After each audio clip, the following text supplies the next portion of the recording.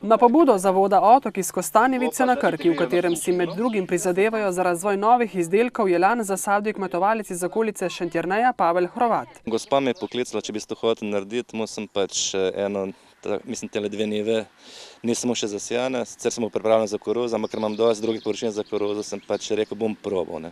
Tako je aprila posadil lan na pol hektarja njiv. Dejansko ni tako hudo zahtevna rastlina, pač rabi pa en določen kolobar, da ni preveč zapleveljena, ker ni veliko sredstev za zaščito, oziroma če bi se šlo v ekološko, se pravi, treba dosti premisliti, kako vključiti v kolobar.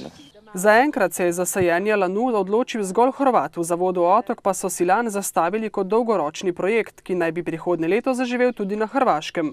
Prvič moramo poskrbeti za našo potomstvo, da bo imelo kaj za delati, da bojo imeli svojo hrano, da ne bo potrebno uvažanja iz tujih in da bojo se naučili veščin, ki počasi že izumirajo. Lan je sicer vsestransko uporaben, uporabljajo ga predvsem za olje in nit in, kot pravi Hrvat, ga bo jeseni najverjetneje hladno stisnil v olje in ga nato prodajal.